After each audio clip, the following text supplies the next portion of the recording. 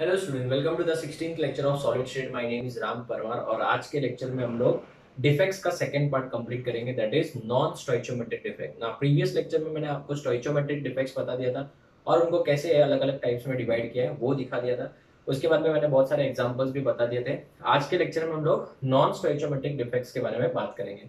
ना non स्टोइचोमेट्रिक defects की बात करें तो इसमें फॉर्मूला भी अफेक्ट होता है और जेड भी अफेक्ट होता है। It is further classified into two types. Flow chart में दिया था metal excess defect and metal deficiency defect. ना मेटल डेफिशिएंसी डिफेक्ट के ऊपर थोड़े न्यूमेरिकल्स आते हैं, तो लास्ट में मैं आपको 3 से 4 न्यूमेरिकल्स भी सॉल्व करूंगा।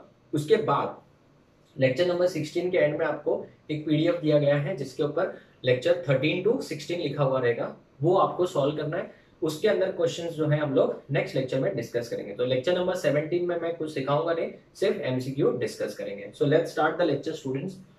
We are going to talk about today non-stoichiometric defects. Now, if we talk about non-stoichiometric defects, इसमें फॉर्मूला भी अफेक्ट होगा और z भी अफेक्ट होगा। So, non-stoichiometric defects, non-stoichiometric defects, ठीक है। Non-stoichiometric defects, the formula and z both are affected. So first point, formula भी affect होगा and Z both are affected. Formula भी अफेक्ट हो रहा है और जेड भी अफेक्ट हो रहा है, correct. It is further classified into two types. इसको वापस से दो पार्ट्स में डिवाइड किया गया है। One is metal excess defect, one is metal excess defect and second one is metal deficiency defect. Second one is metal deficiency defect.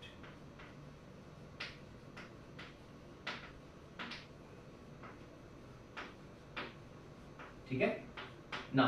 अभी हम बात करें इस बोर्ड के ऊपर, इस वाले बोर्ड पे मैं सिर्फ मेटल एक्सेस डिफेक्ट सिखाऊंगा in very much detail. Next board पे आज के लेक्चर में metal deficiency defect next board पे पढ़ेंगे, ठीक है। तो students, in case of metal excess defect, metal excess defect is further classified into how many types? Two types.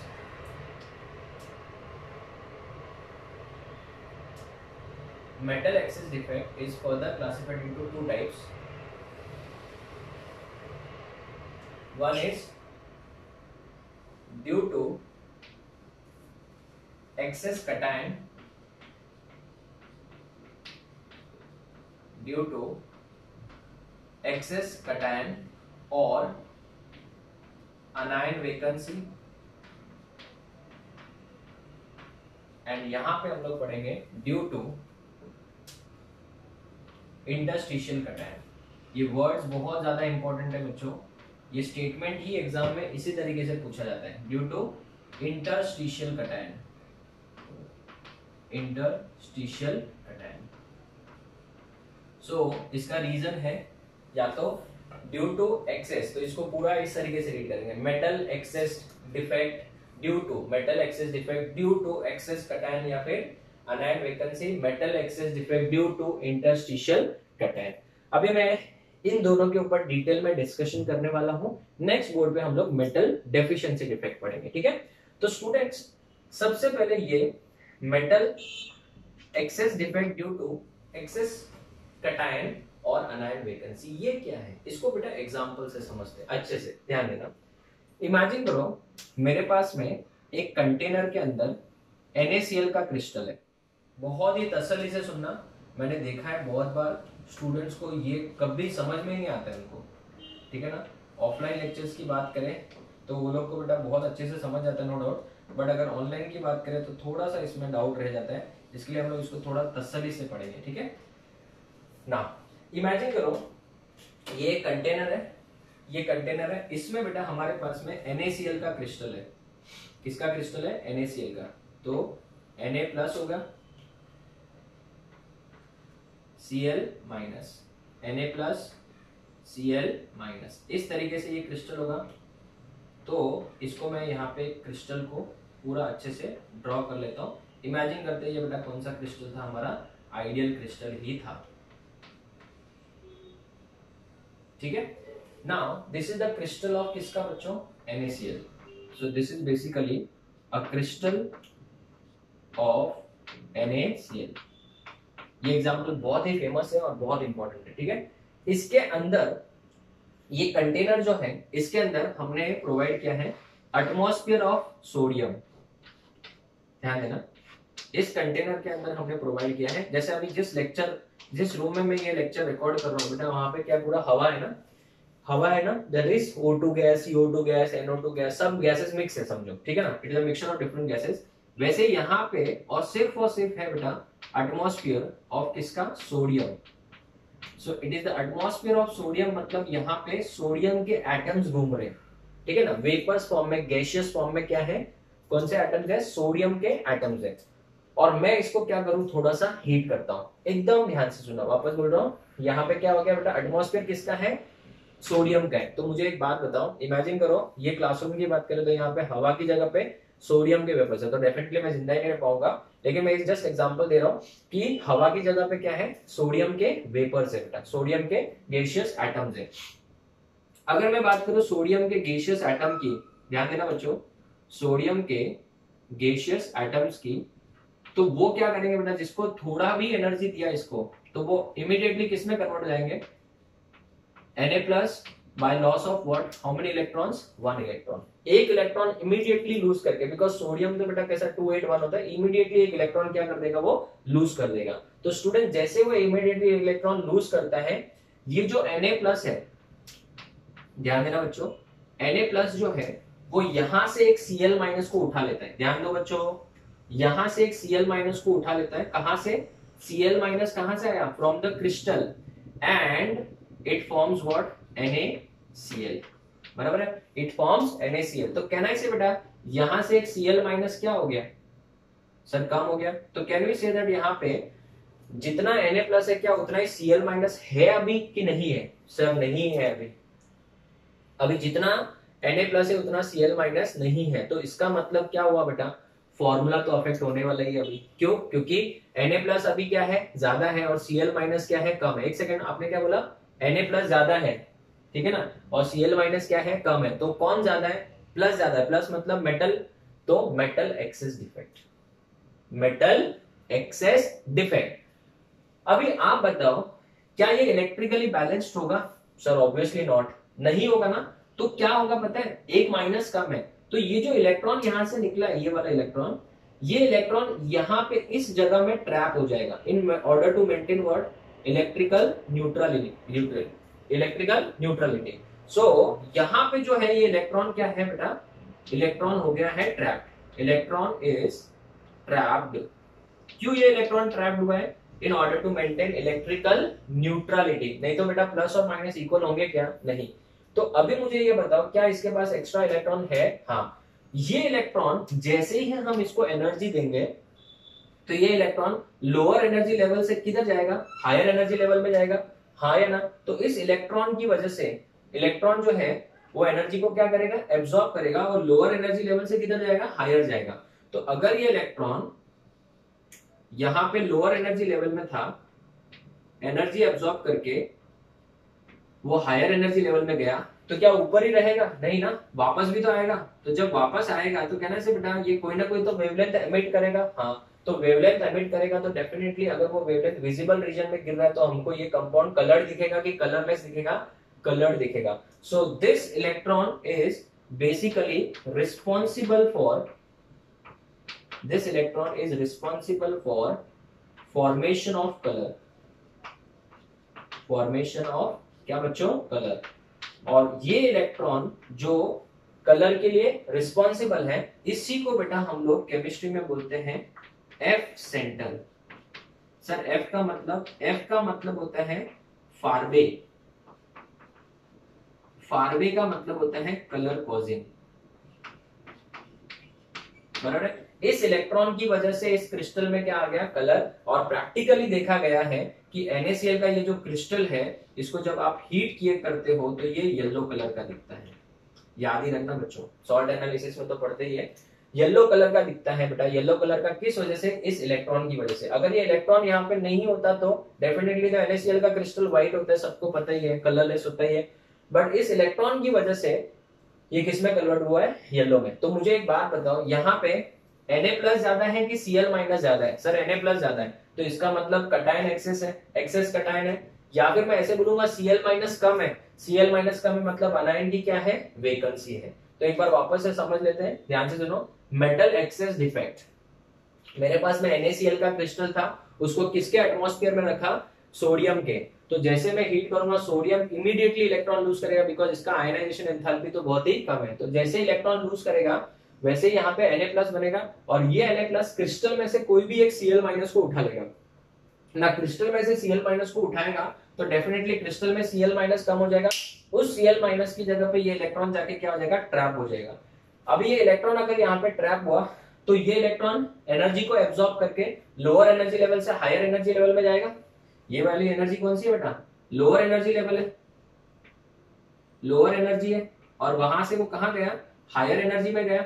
और अगर लोअर से हायर में गया, कुछ ना कुछ तो वेवलेंथ एब्सॉर्ब किया होगा, तो जब वो नीचे आएगा कुछ वेवलेंथ क्या करेगा, एमिट करेगा, तो उससे बेटा हमको कंपाउंड क्या दिखेगा, कलर दिखेगा। तो मुझे बताओ बेटा, प्रैक्टिकली देखा गया है कि सोडियम NaCl का crystal in excess of sodium किस कलर का दिखा जाता है, येलो कलर का दिखा जाता है। अभी ये इलेक्ट्रॉन यहाँ पे जो ट्रैप हुआ, इस सेंटर को ही क्या बोलते हैं बेटा, F centre, because this is the centre which is responsible for colour.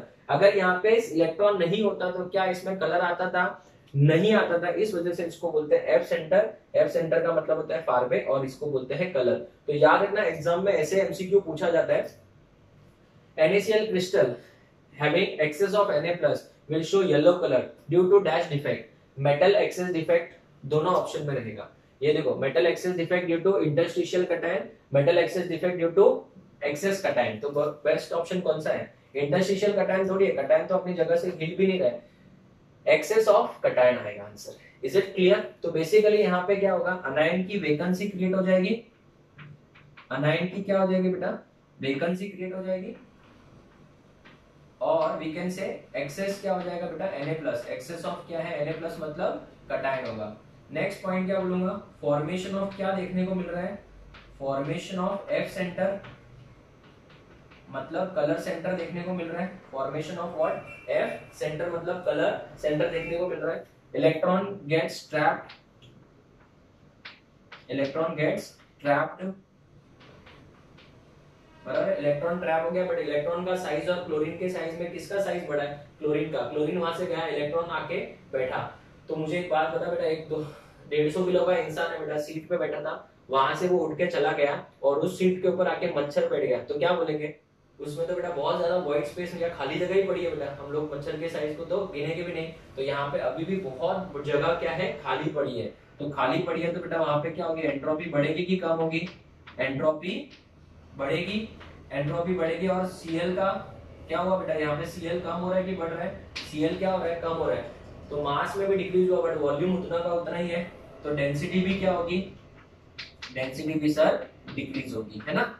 Electron है ट्रैप्ड है, तो इसका मतलब it will B dash in nature, paramagnetic in nature, it will B paramagnetic, है ना। उसके बाद में कंडक्टिविटी बढ़ेगी कि कम होगी, कंडक्टिविटी बढ़ेगी, कंडक्टिविटी ऑल्सो इंक्रीजेस। तो आई होप आप लोगों को समझ में आ गया होगा, ठीक है ना। अगर मैं बात करूं बच्चों एग्जांपल्स की, तो वो हमारे लिए बहुत ज्यादा इंपॉर्टेंट है, और एंट्रेंस एग्जाम में बहुत बार एज इट इज पूछा जाता है। एक्सेस ऑफ Na+,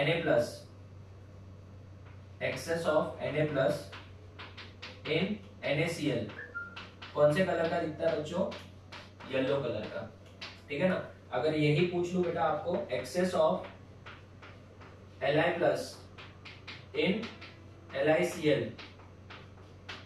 तो ये आपको दिखेगा बेटा पिंक कलर का, ठीक है ना। ये दूसरा एग्जांपल, ये याद ही रखना बच्चों, excess of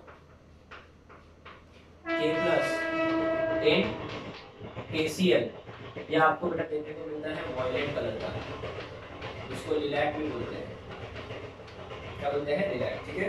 so excess of sodium Na+ in NaCl, Na+ का ही नंबर ज्यादा है, क्यों, क्योंकि एक Cl कम हुआ, तो पहले Na+ और Cl- का नंबर सेम था, बट एक Cl माइनस चला गया मतलब फॉर्मूला भी अफेक्ट हुआ, ठीक है ना। अगर पूरे क्रिस्टल में समझो 100 Na+ थे और 100 Cl माइनस थे, अभी समझो बेटा 10 Cl माइनस चले गए, 10 Cl माइनस चले गए, तो बेटा Na+ और Cl माइनस का रेशियो क्या होगा 100:90, तो फॉर्मूला भी अफेक्ट हो रहा है और Z भी क्या होगा अफेक्ट होगा। तो students do remember formula and Z दोनों अफेक्ट होगा। अगर समझो 100 Na+ थे और अभी समझो 90 ही Na+ है, या फिर समझो 89 Na+ है, तो बेटा रेशियो भी अफेक्ट हो रहा है और Z भी अफेक्ट होगा, ठीक है। तो ये तो याद रखना, Na+ in NaCl yellow colour, Li+ in LiCl pink colour, K+ in KCl it is violet और लिलैक कलर, ठीक है। तो आई होप आप लोगों को समझ में आ गया होगा। एक बार वापस समझा देता हूं, मेटल एक्सेस डिफेक्ट क्यों, क्योंकि Na+ क्या है अभी इस क्रिस्टल की बात करें तो ज्यादा हो गया, बराबर है। ये इलेक्ट्रॉन की वजह से बेटा यहाँ पे कलर देखने को मिल रहा है और इसी को कौन सा सेंटर बोला जाता है, एफ सेंटर भी बोला जाता है, ठीक है। तो इसके ऊपर अगर कभी क्वेश्चन आता है तो जनरली ये इन कलर्स पूछा जाता है और colour as it is straight away पूछा जाता है, ये आपको याद ही रखना है, ठीक है। नेक्स्ट अगर हम बात करें ड्यू टू इंटरस्टिशियल कटायन, अब ये इंटरस्टिशियल कटायन वाला कंसेप्ट क्या है, ठीक है। इंटरस्टिशियल कटायन वाला कंसेप्ट है बेटा, ध्यान देना। अगर मेरे पास में एग्जाम्पल है, एग्जाम्पल बेस्ट एग्जाम्पल लेके समझते हैं इसको। मेरे पास में बेटा ZnO है, ZnO जो है वो बहुत ही इंपॉर्टेंट कंपाउंड है, यही एग्जाम्पल पूछा जाता है। ZnO बेटा व्हाइट कलर का कंपाउंड है। इंटरेस्टिंग चीज क्या है सर वो बताओ। इंटरेस्टिंग चीज ये है कि जब मैं ZnO को हीट करता हूं, जब मैं ZnO को क्या करता हूं बच्चों, हीट करता हूं, तब ये येलो कलर का दिखता है, येलो, ठीक है ना। ZnO को जब हीट किया जाता है तो वो येलो कलर का दिखा जाता है, और जब ZnO को वापस से कूल किया जाता है तो वापस से वो व्हाइट कलर का देखने को मिलता है। क्या देखने को मिलता है, व्हाइट। तो अभी सबके दिमाग में एक सवाल आता रहेगा, यार Zn का मतलब तो Zn+2 होता है, Zn+2 तो हमने DNA ब्लॉक में पढ़ा है, इसके पास तो 3D10 हो जाएगा, 3D10 है तो इसमें तो DD ट्रांजिशन ये सब कुछ पॉसिबल ही नहीं है, तो फिर कलर कहां से आता है। बहुत ही अच्छा क्वेश्चन है, वापस सुनो, मैंने बोला वो सुना क्या क्या बोला मैंने। Zn जो है वो +2 में ना, +2 मतलब 3D10 हो गया, 3D10 मतलब उसके पास तो अनपेयर्ड इलेक्ट्रॉन है ही नहीं, तो जब आप हीट करते तो वो येलो कलर का क्यों हो रहा है, व्हाइट का व्हाइट ही रहना चाहिए, ये क्या गड़बड़ है। इसके ऊपर एंट्रेंस में क्वेश्चन पूछा जाता है। तो ये DNA block plus solid state का कॉम्बिनेशन होगा, और जेई में ऐसे ही क्वेश्चन बेटा कंबाइन करके पूछे जाते हैं, ठीक है। तो अभी इसका रीजन देखो, बेसिकली होता क्या है मैं आपको बताता हूं। हमारे पास में Zn+2 है, तो मैं Zn+2 ना लिख के खाली +2 लिख रहा हूं, ठीक है। यहां पे बेटा क्या होगा -2 मतलब O-2, हाँ O-2। इस तरीके से समझो, मैं थोड़ा सा इसका स्ट्रक्चर बना देता हूं। ये क्रिस्टल ऑफ Zn+2 ZnO वाला क्रिस्टल है समझो, है ना। तो यहाँ पे +2, यहाँ पे -2 एंड सो ऑन, यहाँ पे -2 +2, एक बार अच्छे से लिख लेते हैं, -2 +2 -2, करेक्ट है। सो this is a crystal of किसका बेटा, ZnO। जब मैं इसको हीट करता हूं, ठीक है ना, सबसे पहले इंपॉर्टेंट चीज याद रखना, जब आप ZnO को हीट करते हो ऐसा क्या हो जाता है यार, ऐसा क्या हो जाता है। तो स्टूडेंट ध्यान से सुनो, जब ZnO को हीट किया जाता है, ठीक है, ZnO को क्या किया जाता है, हीट किया जाता है, तो ये जो ऑक्सीजन है, कौन कौन, ऑक्सीजन, वो अपने 2 इलेक्ट्रॉन लूज करके, बेसिकली यहाँ पे Zn भी +2 में है और ऑक्सीजन भी क्या है, ऑक्सीजन -2 में है, राइट। ये एक ऑक्सीजन अपने 2 इलेक्ट्रॉन लूज करके, Zn तो बेटा वैसा का वैसे रहेगा, ऑक्सीजन अपने 2 इलेक्ट्रॉन लूज करके किस में कन्वर्ट हो जाता है, हाफ O2 में, और एटमॉस्फेयर में स्वाहा। कुछ समझा ही नहीं, क्या बोला मैंने, सुना, ये मैकेनिज्म देखो, Zn2+ वैसा का वैसा ही, ऑक्सीजन -2 जो है वो अपने 2 इलेक्ट्रॉन लूज करके, वापस से बोल रहा हूं, ऑक्सीजन अपने 2 इलेक्ट्रॉन लूज करके किस में कन्वर्ट हो जाएगा, नेसेंट ऑक्सीजन में। नेसेंट ऑक्सीजन को बेटा अपन हाफ O2 लिख सकते हैं, by loss of how many electrons, 2 electron. तो ये तो बेटा गैस के फॉर्म में स्वाहा हो गया, it goes into the atmosphere, it goes into the atmosphere. तो हीट करते ही यहां से एक ऑक्साइड आयन मतलब O-2 गायब, गायब हो गया, बराबर है। पीछे क्या छोड़ गया, 2 इलेक्ट्रॉन छोड़ गया। हाँ, क्या क्रिस्टल इलेक्ट्रिकली न्यूट्रल है, नहीं। तो ये जो 2 इलेक्ट्रॉन है वो कुछ नहीं कर सकते बेटा, इनको यहाँ पे आके बैठना ही पड़ेगा। तो ये जो 2 इलेक्ट्रॉन है वो यहाँ पे आके एज इट इज बैठ गए, बैठ गए सर, ठीक है कोई बात नहीं। अभी सबसे बड़ी गड़बड़ क्या होती है, जो इसके साथ में Zn+2 था, ठीक है ना, ये सब Zn+2 थे, इसका साथ वाला Zn2 प्लस बोलते हैं अचानक क्या हुआ, कोई स्वाहा कैसे हो गया, ठीक है ना, अचानक से O-2 कहां चला गया, तो वो क्या करता है, यहां से अपना पोजीशन छोड़ के, रिपीट कर रहा हूं, वहां से अपना पोजीशन छोड़ के कोई इंटरस्टिशियल स्पेस में जाके बैठ जाता है, इंटरस्टिशियल स्पेस में जाके बैठ जाता है, बराबर है। तो यहां पे आप मुझे बताओ ये कौन सा स्पेस है, इंटरस्टिशियल स्पेस है, और इस इंटरस्टिशियल स्पेस में कौन जाके बैठ रहा है, कटायन बैठ रहा है कि अनायन बैठ रहा है, कटायन। तो इस कटायन को कौन सा कटायन बोलना चाहिए, इंटरस्टिशियल कटायन। मेरा आपसे सवाल है, यहां पे किसका नंबर कम है, हाँ सर अनायन का नंबर कम है, क्यों, कटायन तो उतना ही, अनायन गायब हुआ, देखो ना अनायन गायब हुआ है, तो इसका मतलब कटायन ज्यादा है, मतलब मेटल ही ज्यादा है, तो अभी भी ये कौन सा डिफेक्ट है, मेटल एक्सेस डिफेक्ट है, बराबर है। बट क्या इसमें कटायन ने अपने पोजीशन को चेंज किया है, हाँ इसमें नहीं किया था, देखो अभी भी वो लोग उधर ही थे, बट इसमें कटायन ने अपना पोजीशन भी चेंज किया, और वो कहां चला गया है, इंटरस्टिशियल स्पेस में चला गया है, तो इस वजह से बेटा इसको इंटरस्टिशियल कटायन बोलेंगे। और इस डिफेक्ट का पूरा नाम अगर कोई पूछे तो क्या लिखोगे, बोलो, metal excess defect due to interstitial cation, metal excess defect due to interstitial cation. तो यहां पे जो आपको देखने को मिलेगा और वो होगा बेटा इलेक्ट्रॉन्स। तो ये जो इंटरस्टिशियल स्पेस में जाके बेटा वहां पे Zn2+ आ गया, और यहां पे आपको क्या देखने को मिलेगा, इलेक्ट्रॉन देखने को मिलेगा, and these electrons will absorb energy and will move from lower energy level to higher energy level, and इस वजह से बिकॉज ऑफ दीज इलेक्ट्रॉन्स यहां पे भी क्या देखने को मिलेगा, इलेक्ट्रॉन्स की वजह से कलर देखने को मिलेगा। So these electrons jumps from lower energy level to higher energy level and therefore responsible for color, responsible for color, हो गया। सो इसका मतलब ये इलेक्ट्रॉन्स है रिस्पॉन्सिबल किसके लिए, कलर के लिए। एक इंटरेस्टिंग चीज, सर इसको गर्म किया येलो कलर का दिख गया, येलो कलर का दिख गया, सर इसको ठंडा करेंगे तो क्या होता है, ठंडा करेंगे तो बेटा ठंडा भी किसमें करोगे, एटमॉस्फेयर में ही करोगे। अगर मैं इसको एटमॉस्फेयर में या फिर ऐसे ही खुले जगह पे ठंडा करूंगा तो एयर में तो बहुत ऑक्सीजन है, तो वो ऑक्सीजन लेके वो क्या करेगा, O2 जो है वो इलेक्ट्रॉन को गेन करके रिएक्शन को रिवर्स करेगा और O-2 बनेगा और O-2 आके इधर बैठ जाएगा। I hope it is clear. तो क्या करेगा, एटमॉस्फेयर में जो ऑक्सीजन है वो इन दो इलेक्ट्रॉन्स को क्या करेगा, गेन करेगा और खुद किसमें कन्वर्ट हो जाएगा, O-2 में, और इधर आके बैठ जाएगा। मतलब ये तो ऐसा हुआ कि गर्म करने से O2 निकल गया, ठीक है, और ठंडा करने से O2 वापस आ गया, उसने इलेक्ट्रॉन को गेन कर लिया, बराबर है। तो ये वाला इफेक्ट, ये वाले डिफेक्ट को कौन सा डिफेक्ट बोलेंगे, मेटल एक्सेस डिफेक्ट ही। अभी भी देखो Zn2+ का नंबर ज्यादा ही है, प्लस वाले का नंबर ज्यादा है और माइनस वाले का नंबर कम है, बट यहाँ पे उसने अपना पोजीशन भी चेंज किया, इसलिए इसको क्या बोलेंगे, इंटरस्टिशियल कटायन। अभी अगर मैं आपको सिंपल से क्वेश्चन पूछूं, जैसे यहाँ पे पढ़े थे हमने, यहाँ पे भी मेटल क्या है, एक्सेस में ही है। सो मेटल क्या है बेटा, एक्सेस में ही है, मेटल अभी भी क्या है, एक्सेस में है। दूसरी बात, यहाँ पे भी बेटा इलेक्ट्रॉन्स तो है ही है, इलेक्ट्रॉन ट्रैप्ड है, एंट्रोपी बढ़ रहा है कि कम हो रहा है, एंट्रोपी अभी भी बढ़ेगा ही, मैंने बोला ना कोई भी डिफेक्ट हो एंट्रोपी बढ़ेगा, कंडक्टिविटी भी बढ़ेगा। What will happen to density बच्चों, डेंसिटी कम हो जाएगा, जब हीट करेंगे तो डेंसिटी क्या हो जाएगी बच्चों, कम, क्योंकि ऑक्सीजन मास गया ना बेटा, इलेक्ट्रॉन के मास और इलेक्ट्रॉन ऑक्सीजन के मास में तो जमीन आसमान का फर्क है।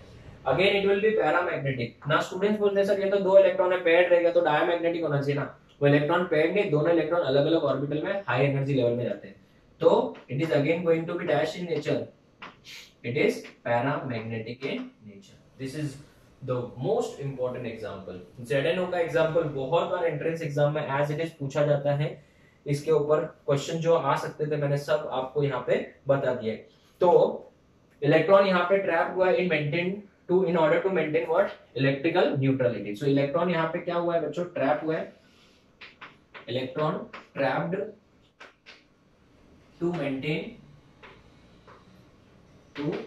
क्या, इलेक्ट्रिकल न्यूट्रलिटी, इलेक्ट्रिकल न्यूट्रलिटी, है ना। ये तो सिंपल पॉइंट ही था, बाकी सब अपना एक एक पॉइंट हमने कवर कर दिया। तो मैं आपको जो बोल रहा हूँ वो एकदम ध्यान से सुनो, इतना डिटेल में आपको नहीं पूछा जाता है, आपको तो सिर्फ ये पूछा जाता है the yellow colour of ZnO on heating is because of metal excess defect due to interstitial cation और metal excess defect due to excess cation और अनायन वैकेंसी। कौन सा आंसर राइट है, interstitial cation is the right answer, ठीक है ना। वो generally confuse करके मैंने देखा है बहुत बार ये दोनों ऑप्शन दे देते हैं। तो स्टूडेंट्स अभी आपको पता चला होगा कि मैंने इसके लिए अलग लेक्चर क्यों लिया। ये वाले पार्ट को तो जनरली इतना अच्छे से बताया भी नहीं जाता है, स्टूडेंट्स मुझे बहुत बार तो जब मैंने नहीं सिखाया तो बहुत बार पूछते भी है सर ये एफ सेंटर क्या होता है, ये कहाँ पे है, ये कौन से टॉपिक में सर। तो मैं शॉक हो जाता हूँ, मतलब यार इनको एफ सेंटर का कंसेप्ट ही नहीं पता है, मतलब अभी जो मैंने इतना बड़ा भाषण दिया यहाँ पे उसका मीनिंग क्या हो फिर, ठीक है ना। तो मैंने जब नहीं सिखाया रहता तब ऐसे क्वेश्चन मुझे देखने को सुनने को मिलते हैं, बट अभी ऐसे क्वेश्चन आपके माइंड में कभी नहीं आएंगे, बिकॉज इस वाले एग्जाम्पल में NaCl बहुत इंपॉर्टेंट है, KCl LiCl, और उस वाले में ZnO बहुत ज्यादा इंपॉर्टेंट है बेटा। तो ये हो गया आपका मेटल एक्सेस डिफेक्ट। अभी हमारा बचता कौन सा, मेटल डेफिशिएंसी डिफेक्ट, वो हम लोग डिस्कस करेंगे। वापस से देख लो, फॉर्मूला अफेक्ट हो रहा है, जेड अफेक्ट नहीं होगा, जेड भी अफेक्ट हो रहा है और फॉर्मूला भी अफेक्ट होगा। अभी हम लोग डिस्कस करेंगे मेटल डेफिशिएंसी डिफेक्ट। आप इसका एक बार फोटो लो फिर हम आगे बढ़ते हैं। Okay students, so let's move to the last part, metal deficiency defect, ठीक है ना। मेटल एक्सेस डिफेक्ट पूरा हमने डिटेल में समझ लिया था बच्चों। अभी we are going to move to the second one, that is metal deficiency defect. Now metal deficiency defect is further classified flowchart के हिसाब से two parts, due to cation vacancy, deficiency तो cation कम हो गया, या फिर interstitial क्या हो जाएगा बच्चों, अनायन हो जाएगा, ठीक है। Now अगर हम बात करें तो हमारे लिए ये फर्स्ट वाला ज्यादा इंपॉर्टेंट है, इसमें तो एक भी एग्जांपल अभी भी प्रेजेंट नहीं है एट डेट, कुछ भी इसके बारे में इंफॉर्मेशन है भी नहीं और कोई एग्जांपल एग्जिस्ट भी नहीं करता है। तो हमारे लिए सबसे ज्यादा डिटेल में डिस्कशन इसके बारे में ही होगा, ठीक है। सर ये है क्या बेसिकली, इसका एक सिंपल सा मैं आपको एग्जांपल देता हूं। इमेजिन करो मेरे पास में एक एग्जांपल लेता हूं, केस 1 FeO का एग्जांपल लेता हूं, फेरस ऑक्साइड, राइट। इमेजिन करो मेरे पास में FeO का जो क्रिस्टल है वो +2 -2 +2 एंड सो ऑन, इस टाइप का मेरे पास ये क्रिस्टल है, बराबर है। इस टाइप का मेरे पास ये क्या है, क्रिस्टल है। ये -2, ये +2, ये -2, ये +2 और ये -2 एंड सो ऑन, बराबर है। ये किसका क्रिस्टल है, FeO का क्रिस्टल है। अभी मैं क्या कर रहा हूं पता है, इसमें अगर मैं Fe+2 को अगर मैं Fe+2 की जगह पे 3 Fe2+ को मैं अगर हटा दूं, जस्ट इमेजिन करो, पिक्चर समझ लो, पिक्चर को अच्छे से समझो, 1 2 3 1 2 3 1 2 3, करेक्ट। ध्यान से सुनना, अगर मैं 3 Fe2+ को हटा दूं, ये 1 ये 2 और ये 3, समझो, खाली एग्जांपल दे रहा हूं, ध्यान से देखना। 3 Fe2+ को हटा दिया तो फिर बचेगा क्या बच्चों इस क्रिस्टल में, सर ऐसे कैसे हटा दिया, 2 मिनट रुको तो सही समझाता हूं डिटेल में। समझो मैंने 3 Fe2+ को हटा दिया, बराबर है। तो कहने से बेटा ये इलेक्ट्रिकली बैलेंस है या इम्बैलेंस्ड है, ऑब्वियसली इलेक्ट्रिकली क्या है, अभी इम्बैलेंस्ड है। तो मेरा आपसे एक सिंपल सवाल है, अगर मैंने 3 Fe2+ को हटा दिया, 3 Fe2+ आर रिमूव, तो ये तो इलेक्ट्रिकली इम्बैलेंस हो गया। बट अगर मुझे इसको बैलेंस करना है तो मैं क्या कर रहा हूं पता है, 2 Fe+3 ऐड कर देता हूं, 2 Fe+3 ऐड कर दिया, समझो कहीं भी दो जगह पे Fe+3 ऐड कर दिया। सो 3 Fe2+ आर रिमूव्ड, उसकी जगह पे 2 Fe+3 आर एडेड। तो अभी मुझे बताओ क्या जितना प्लस है उतना ही माइनस भी होगा, है ना, क्यों नहीं है। बराबर ना, जितना प्लस है उतना माइनस है। पहले प्लस कितना था देखो, 2 4 6 8 10 बराबर है, और माइनस कितना था, ऑब्वियसली क्रिस्टल का पार्ट है तो पूरा तो बैलेंस नहीं होगा, मतलब पूरा इस तरीके से बैलेंस होना चाहिए, मैंने तो थोड़ा ही बनाया। ये माइनस माइनस माइनस माइनस कितना है था, पहले प्लस कितना था 8 था, सॉरी 10 था, 2 4 6 8 10 10 था प्लस, और माइनस कितना था 8 था, अभी भी देखो उतना ही होगा। माइनस कितना है अभी भी, देखो गिनो, एक सेकेंड, माइनस अभी भी 8 ही है, सॉरी हाँ माइनस अभी भी देखो 8 ही है, और प्लस वाला पार्ट गिनो, +3 6 4, और ये मिला के कितना हो गया बेटा, 10 हो गया कि नहीं हो गया। बट आपको नहीं लगता बच्चों यहाँ पे एक जगह पे खाली जगह रह गई बेटा, सर कौन सी जगह, ये देखो, ये जो जगह है ना इलेक्ट्रिकली बैलेंस हो गया, बट यहाँ पे ये जो जगह है ना बेटा वो क्या हो गई, खाली हो गई कि नहीं हो गई, वैकेंसी क्रिएट हुआ। और यहाँ पे पहले कौन था, सर यहाँ पे पहले कटायन था, देखो कटायन था, तो अभी इस वैकेंसी को कौन सा वैकेंसी बोलेंगे, कटायन वैकेंसी बोलेंगे कि अनायन वैकेंसी बोलेंगे, इसको हम लोग बोलेंगे बेटा कटायन वैकेंसी। सो मुझे ये बताओ क्या ये मेटल कम हो रहा है कि बढ़ रहा है, कम हो रहा है, चार्जेस का मत देखो, मेटल के नंबर की बात करें, मेटल कम हो रहा है तो मेटल डेफिशिएंसी डिफेक्ट है due to cation vacancy.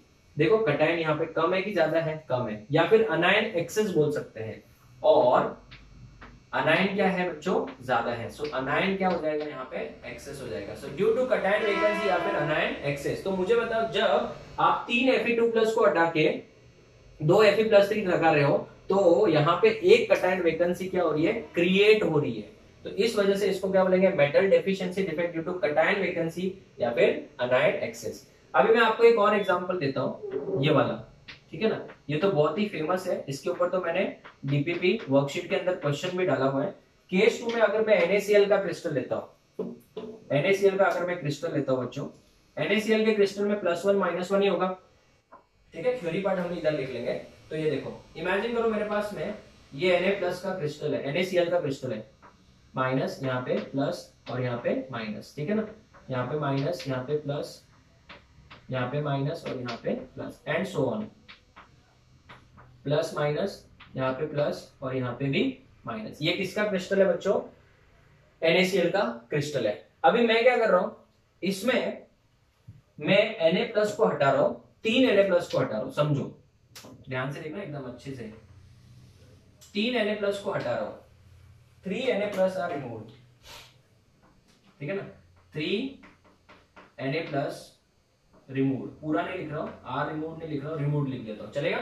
3 Na+ remove कर देते, एक ये और एक ये हटा देते, चलेगा ना। अगर मैं बात करूं तो मेरा क्रिस्टल किस तरीके से दिखेगा फिर, अभी भी यहाँ पे 4 ही होंगे इस तरीके से, है ना बच्चों, यहाँ पे माइनस है, यहाँ पे भी माइनस है, ठीक है ना, यहाँ पे माइनस, यहाँ पे माइनस और यहाँ पे plus, plus minus plus minus, ये क्रिस्टल फिर इस तरीके से दिखेगा, बट अभी चार्ज बैलेंस नहीं है। अगर मैं इसके अंदर एक गैलियम आयन डाल दूं +3 वाला, एक गैलियम आयन +3 वाला डाल दूं, ये देखो इस तरीके से, कोई एक ही जगह पे बैठेगा, वैसे तो है नहीं कि बेटा +3 3 टुकड़ों में डिवाइड करके थोड़ा इधर बैठ, थोड़ा इधर बैठ, थोड़ा इधर बैठ, नहीं ना। तो कहना है बेटा यहां पे एक क्या डाल दिया, Ga+3 एडेड, तो अभी भी ये इलेक्ट्रिकली बैलेंस ही है, पहले जितना प्लस माइनस था उतना ही अभी भी प्लस माइनस ही है, दोनों इक्वल हो भी सकते हैं क्योंकि क्रिस्टल का पार्ट है बेटा, हो भी सकता है नहीं भी हो सकता है। मैं पूरा क्रिस्टल देखूंगा तो क्रिस्टल तो इलेक्ट्रिकली न्यूट्रल होगा, तो सुनो प्लस गिनो 1 2 3 4 5 6, अभी प्लस गिनो 3 4 5 6, इलेक्ट्रिकली सेम आ रहा है, माइनस गिनो 1 2 3 4 5 6, 1 2 3 4 5 6 हो रहा है। बट अगर आप ध्यान से देखोगे तो यहाँ पे दो जगह पे वैकेंसी क्रिएट हो गई, ये देखो ये दो जगह भी ऐसे ही खाली पड़ी है, हाँ या ना। तो यहाँ पे बेटा दो जगह पे क्या देखने को मिलेगा आपको, कटायन वैकेंसी देखने को मिलेगा। तो जब 3 Fe2+ are removed by 3 Fe2+ are removed by 2 Fe+3, 1 cation vacancy, 1 cation vacancy is created, एक कटायन वैकेंसी क्रिएट हो गया। लेकिन जब 3 Na+ are removed by 2 Ga+3, तो कितने कटायन वैकेंसी क्रिएट हुए, two cation vacancies are created. Two cation vacancies are created. ठीक है ना बच्चों, to cation vacancies are created. This is very very important. बराबर है। तो बच्चों इसमें अगर आप थ्योरी पॉइंट लिखने चाहो तो क्या लिखोगे, मैं एक स्टेटमेंट रीड करता हूं। In some cases the positive ions may be missing from their lattice, positive ions may be missing from their lattice and some other higher oxidation state वाला उस मेटल को क्या करेगा, इलेक्ट्रिकली बैलेंस करेगा। अगर same atom replace हो रहा है अगर अलग अलग ऑक्सीडेशन स्टेट वाला, तो इसको तो बेटा अपन metal deficiency defect cation excess बोलेंगे। बट यहाँ पे आपने हटाया किसी और को, रिपीट कर रहा हूं, हटाया किसी को और ऐड किसी और को ही किया, दूसरे मेटल को, तो ये प्रोसेस को बेटा हम लोग केमिस्ट्री में डोपिंग बोलेंगे। आप लोग फिजिक्स में बेटा सेमीकंडक्टर्स में पढ़ते हो डोपिंग। डोपिंग में क्या होता है बेटा, आप हटाते हो किसी एक मेटल को और ऐड करते हो किसी दूसरे मेटल को, ठीक है। तो इन सम केसेस, यहाँ पे स्टेटमेंट लिख रहा हूं, in some cases the positive ions are missing from their own positions and are electrically balanced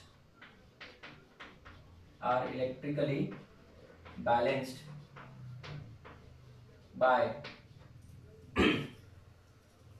positive ions, by higher positive ions, मतलब जिसका ऑक्सीडेशन स्टेट क्या होगा, हायर होगा। बराबर है। दूसरा पॉइंट में एक बात बोलूं, इसमें बेटा एलिमेंट दो अलग अलग ऑक्सीडेशन स्टेट में एग्जिस्ट करना चाहिए। So this effect is shown only when metal exist in different oxidation state. अगर ये वाला केस देखना है तो इस वाले केस में तो आप किसी को हटा के दूसरे एटम को डालोगे तो डोपिंग हो जाएगा। तो सेकंड पॉइंट में लिखूंगा, the type of defect is generally observed when metal shows variable oxidation state. Observed generally when metal shows variable oxidation states, बराबर है। वेरिएबल ऑक्सीडेशन स्टेट जब देखने को मिलेगा तब इसमें ये वाला डिफेक्ट देखने को मिलेगा ना। अगर मैं एग्जांपल्स की बात करूं तो यहाँ पे फॉर्मूला भी अफेक्ट होगा, जेड भी अफेक्ट होगा ना। ये एग्जांपल्स एज इट इज आपको याद रखने हैं। इट इज निकेल 0.98O, ये देखो नॉन स्टोइचोमेट्रिक है। डीएनए ब्लॉक में भी पढ़ा था, स्टोइचोमेट्रिक है कि नॉन स्टोइचोमेट्रिक है, नॉन स्टोइचोमेट्रिक है। Cu 1.8O, next Fe 0.93O, एक दो एग्जांपल्स में नेक्स्ट बोर्ड पे समझाने वाला हूं। 0.93O, उसके बाद में Fe 0.95O, 0.95O, Fe 0.96O and so on. बहुत सारे एग्जांपल्स आते हैं। तो student this is due to cation vacancy और अनायन क्या है बेटा, एक्सेस है। अनायन का नंबर बढ़ गया, नंबर वाइज, हाँ चार्ज वाइज नहीं, नंबर वाइज, और cation का नंबर वाइज क्या हो गया बच्चों, कम हो गया। ठीक है, तो ये डिफेक्ट बेटा मैंने यहाँ पे और अच्छे से समझा दिया रादर देन दिस स्टेटमेंट्स। तो यहाँ पे आई थिंक सबका पिक्चर एकदम अच्छे से क्या हो चुका रहेगा, क्लियर होगा। तो student this is the first type of metal deficiency defect. Now due to interstitial anion की बात करते हैं, तो अनायन जो होगा it will occupy which position, interstitial position ना। अनायन जनरली बड़ा होता है कि छोटा होता है बच्चों, ऑब्वियसली बहुत बड़ा होता है।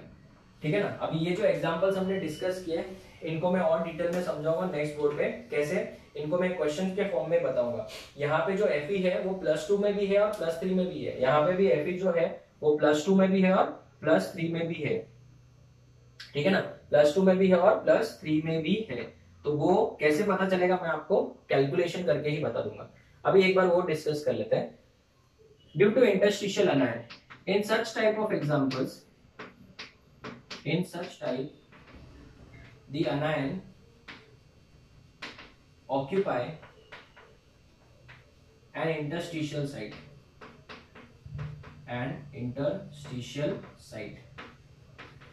ठीक है ना। such type of examples are not common because anion बहुत बड़ा होता है, वो किसी interstitial site में जाके बैठेगा नहीं। ये अगर cation के लिए बोला होता तो बेटा हम लोगों ने ZnO का एग्जांपल लिया ही था, बट anion के केस में this is not possible. such type of example this is generally not observed as this is generally not observed as anion is large in size. Size wise बेटा वो बहुत बड़ा होता है, ठीक है ना. सो देयरफॉर नो सच और no example till no example is known which shows this defect. ये डिफेक्ट शो करने वाला अभी तक कोई भी एग्जांपल हमको पता नहीं है, ठीक है. तो स्टूडेंट्स इस टाइप के ऊपर न्यूमेरिकल्स बनाए जा सकते हैं, वो तो मैंने वर्कशीट के अंदर डाले हैं, मैं लेक्चर में डिस्कस भी करूंगा, बट ये टाइप के मैं आपको एक दो क्वेश्चन अभी सॉल्व करके बता देता हूँ, ठीक है. तो आप इसका फोटो लो, फिर मैं आपको एक दो क्वेश्चन सॉल्व करके बताता हूँ. ओके स्टूडेंट्स, सो एक क्वेश्चन सॉल्व करते हैं. सब जो हमको दिया हुआ है कॉपर 1.8 O, ठीक है, कॉपर 1.8 O. इसमें दो क्वेश्चन है. First part oxidation number of copper पूछा है, दूसरा परसेंटेज ऑफ कॉपर +1 भी पूछा है, एंड परसेंटेज ऑफ कॉपर +2 भी पूछा है. इसका मतलब कॉपर इसमें दोनों ऑक्सीडेशन स्टेट में है, +1 में भी है और +2 में भी है. तो स्टूडेंट्स इसको सॉल्व कैसे करेंगे, एक मैं सॉल्व करता हूं, एक आप लोग सॉल्व करना. 2-3 क्वेश्चन मैं वर्कशीट में दे चुका हूं, ठीक है. फर्स्ट पॉइंट, अगर मेरे पास कॉपर 1.8 O है, जस्ट अ सेकेंड,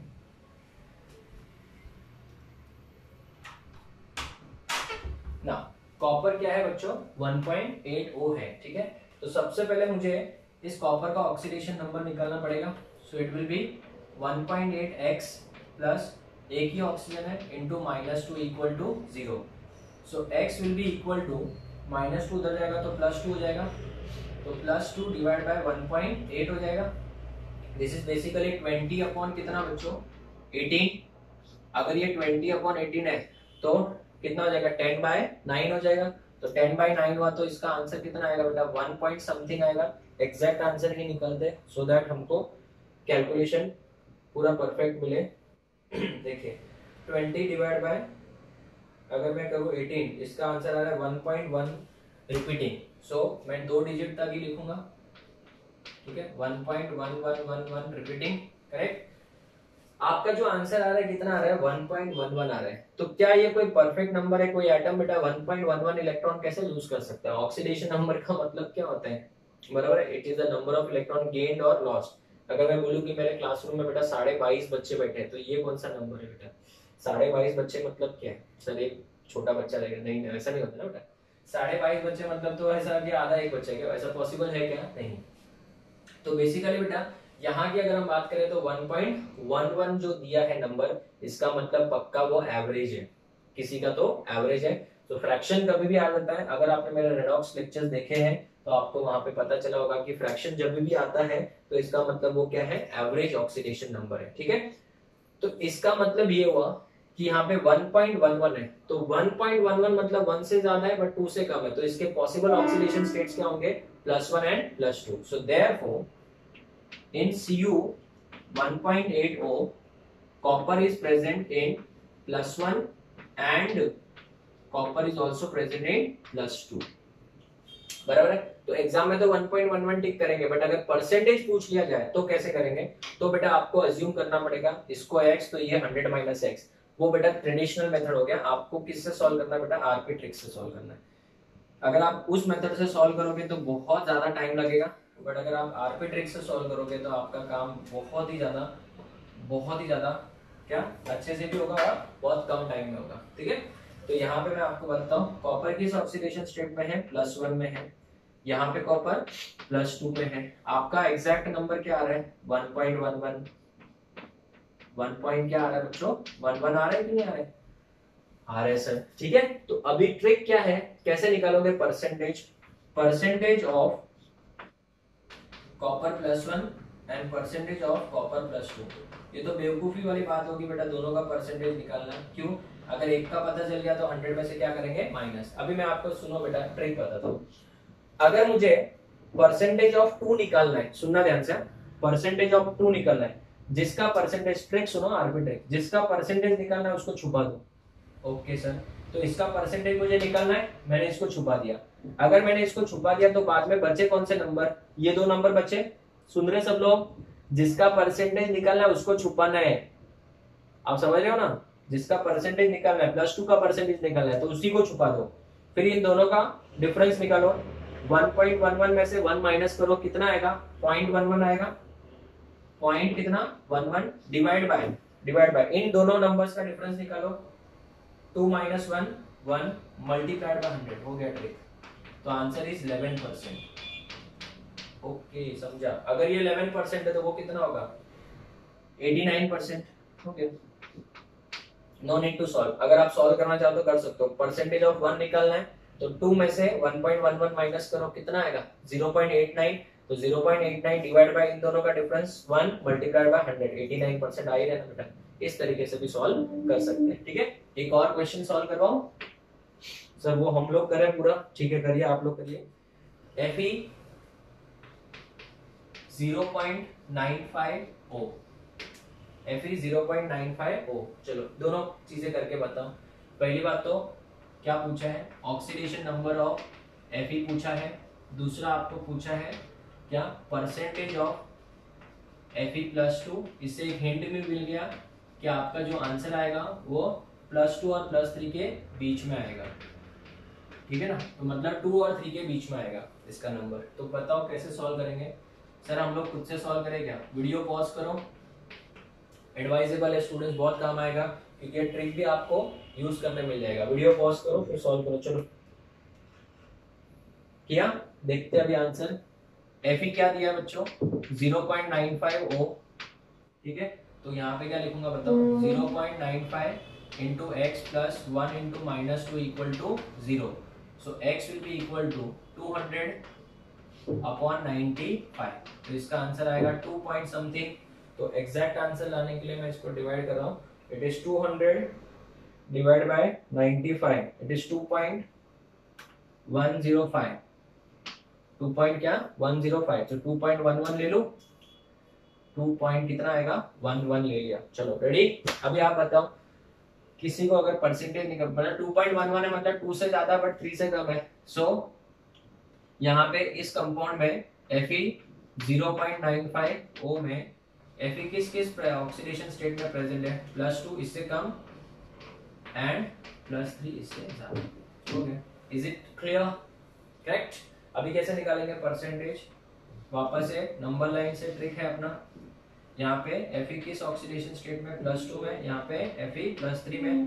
आंसर किसके क्लोज आ रहा है? 2.11 के क्लोज आ रहा है। तो बताओ therefore परसेंटेज ऑफ Fe2+, बराबर है ना? अभी एक सिंपल सा ट्रिक और देता हूँ, ये जनरली जेई वाले बच्चों को काम आएगा। ठीक है ना? नीट वालों के लिए तो वरदान साबित होगा। आंसर बेटा किसके क्लोज है? आंसर किसके क्लोज है? सर +1 के क्लोज है। देखो ना, इसके करीब है ना, तो इसका मतलब इसका परसेंटेज ज्यादा होगा, गारंटेड। अभी आंसर किसके क्लोज है? इसके क्लोज है। 2.11 किसके क्लोज है बेटा? एग्जैक्टली सेंटर में होता तो दोनों 50-50% होता। तो अभी मैं आपसे सिंपल सवाल पूछता हूँ, 75% 25%, 50% 50%, 25% 75%। ठीक है ना? 20% 80%, इस तरीके से ऑप्शन दिए बेटा। ठीक है ना? तो जो स्मार्ट बच्चा होगा ना बेटा, उसको सॉल्व भी नहीं करेगा। बोलो क्यों? क्योंकि उसको पता है कि जो फर्स्ट वाला आंसर है वो ज्यादा होना चाहिए और सेकंड वाला आंसर क्या होना चाहिए? कम। तो ये देखो दोनों इक्वल कब हो गए बेटा? जब ये एग्जैक्टली 2.5 होता। ठीक है ना? तो 50-50% तो गया सर। फर्स्ट वाला ज्यादा होना चाहिए, सेकंड वाला कम होना चाहिए, तो ये दो ऑप्शंस भी गए। ओके, तो बचा कौन सा? मैं ऐसा नहीं बोल रहा हूँ कि हमेशा ऐसे कैंसिल आउट हो जाएगा, कभी कभी समझो 2 ऑप्शन भी हो सकते हैं, बट अगर इन केस नहीं हुआ तो अपना तो टाइम बच जाएगा ना बच्चों। उसके भी अगर हम लोग बात करें, ये बहुत ज्यादा क्लोज है तो परसेंटेज भी बहुत ज्यादा होगा। ठीक है ना? तो उससे भी अगर समझो यहाँ पे मैंने दिया बेटा 90% 10%, तो डेफिनेटली 90 और 10 की तरफ ही जाऊंगा मैं। ठीक है, तो चलो इसको सॉल्व भी कर लेते हैं। Fe2+ का परसेंटेज एंड Fe3+ का परसेंटेज। Fe2+ का परसेंटेज निकाले तो Fe2+ को हाइड करो, 3 में से ये गया, कितना आएगा 0.89 डिवाइड बाय इन दोनों का डिफरेंस हमेशा लेना, कभी कभी यहाँ पे +2 और +4 भी हो सकता है, SN के केस में +2 एंड +4 होता है, तो गड़बड़ मत करना। इसका परसेंटेज 89 आएगा, ठीक है। अगर ये 89 है तो ये कितना हो जाएगा 11% हो जाएगा। इज इट क्लियर बच्चे लोग? तो स्टूडेंट्स ऐसे टाइप के क्वेश्चन आई होप आप लोगों को समझ में आ गए होंगे ना। अभी आपको होमवर्क में दे रहा हूँ, PDF तो है ही है, बट ऐसे ही क्वेश्चन बेटा आपको होमवर्क में प्रैक्टिस करने हैं। निकेल आपका होगा 0.98O, एक ये क्वेश्चन करना है, दूसरा Fe 0.93O, तीसरा Fe 0.96O। ये 3 क्वेश्चन बेटा इसी पैटर्न से सॉल्व करना, आपका इतना ज्यादा स्ट्रॉन्ग प्रैक्टिस हो जाएगा कि आपको इसमें कोई डाउट आएगा ही नहीं। So this is the end to what all the types of defects. Defects के जितने भी टाइप्स थे मैंने पूरा डिटेल में एक एक चीज बता दिया, इसके बाहर डिफेक्ट्स के कंसेप्ट नहीं जाएंगे, और स्पेशली जो एग्जांपल्स है वो आप प्लीज याद कर लेना। एग्जांपल्स ही है जो बार बार एक डिफेक्ट्स में पूछे जाते हैं ना। डिफेक्ट्स के ऊपर जो क्वेश्चंस है न्यूमेरिकल्स वो है बेटा, ज्यादा नहीं है, 2-3 टाइप के न्यूमेरिकल्स है छोटे छोटे, वो हम लोग वर्कशीट के फॉर्म में ही कंप्लीट करेंगे। सो लेक्चर नंबर 17, ठीक है, उसमें मैं कुछ नहीं सिर्फ MCQ डिस्कस करूंगा। सो लेक्चर नंबर 13 से लगा के 16 तक का जितना भी MCQ बनता है वो लेक्चर नंबर 17 में डिस्कस करेंगे, बट इस लेक्चर के एंड में PDF आपको दिया गया है, वो आपको सॉल्व करना है। So will meet in the next lecture with the detailed discussion of what MCQs from lecture number 13 to 16। Till then thank you students, take care.